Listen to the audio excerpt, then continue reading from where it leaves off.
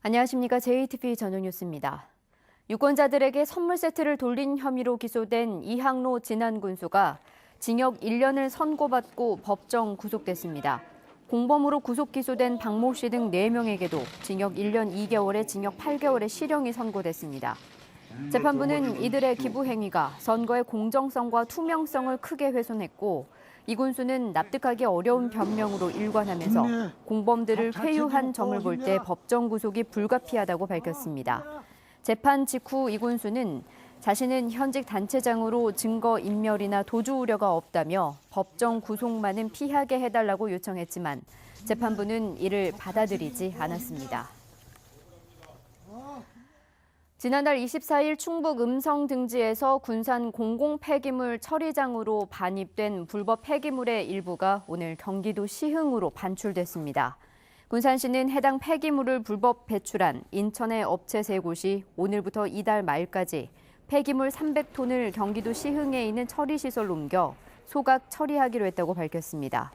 군산시는 나머지 450톤은 검찰 수사에서 폐기물을 불법으로 배출한 업체가 추가로 확인되면 조치 명령을 통해 처리할 방침이라고 설명했습니다. 한국농수산대 졸업식에 참석한 이계호 농림축산식품부 장관이 농수산대 분교 설립 움직임에 대한 전북 지역의 우려를 잘 알고 있다고 말했습니다. 그러면서 진행 중인 용역 결과가 나오면 지역 여론을 반영해 걱정을 끼치지 않는 쪽으로 정리하겠다고 밝혔습니다. 전북 정치권은 농림부가 사실상 농수산대 분교 설립을 따져보는 용역을 추진하자 강하게 반발해왔습니다. 전라북도가 올해 지난해보다 2배 많은 826대의 전기차 구매 보조금을 지원합니다.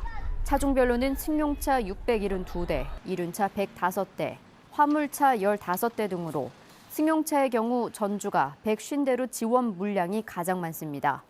한 대당 보조금은 승용차 1,500만 원, 이륜차 125만 원입니다. 경찰이 제2회 전국 동시조합장 선거를 앞두고 조합 대의원에게 현금을 건넨 의혹을 받고 있는 전주 원예농협 조합장의 사무실 등을 압수수색했습니다. 전주 덕진경찰서는 어제 오전 전주 원예농협 조합장 70살 A씨와 이사의 사무실을 압수수색해 휴대전화와 하드디스크 등을 확보했다고 밝혔습니다. A씨는 지난해 11월 조합장 선거에 대비하기 위해 대의원에게 수백만 원의 현금을 건넨 혐의를 받고 있습니다.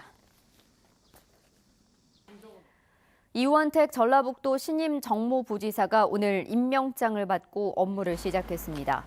이 부지사는 공심을 갖고 시군 정치권과 소통하면서 전북 발전에 최선을 다하겠다고 말했습니다. 특히 군산조선소와 GM군산공장 재가동, 금융중심지 지정, 공항 등 새만금의 속도감 있는 개발을 위해 노력하겠다고 밝혔습니다. 내일 새벽까지 일부 지역에 비가 내리거나 눈발이 날리겠습니다. 전주, 완주 등 8개 시군에는 일주일째 건조주의보가 내려져 있습니다. 내일 아침 기온은 영하 4도에서 영하 1도로 오늘과 비슷하겠습니다. 한낮 기온은 지난 1도, 전주 4도 등으로 오늘보다 1도에서 3도 정도 낮겠습니다. 바람도 약간 강하게 불겠습니다. 미세먼지 농도는 보통 수준을 보이겠습니다. 전주기상지청은 휴일인 모레까지 쌀쌀한 날씨가 이어질 것으로 내다봤습니다. JTBC 8시 뉴스 예고입니다. 유권자들에게 선물을 돌린 혐의로 기소된 이항로 진안군수가 법정 구속됐습니다. 재판부는 이 군수가 변명으로 일관하고 공범들을 회유해 법정 구속이 불가피하다고 밝혔습니다. 환경부가 군산의 공공 폐기물 처리장에 반입한 지정 폐기물 750톤 가운데 우선 300톤에 대한 반출 작업이 오늘 시작됐습니다. 지정 폐기물은 경기도 시흥으로 옮겨져 소각 처리됩니다. 임실의 오염 토양 정화 시설에 오늘 전라북도의 특별사법경찰관이 투입됐습니다. 전라북도는 다음 주 광주시를 방문해 해당 업체 등록 취소나 사업 철회를 요구할 계획입니다.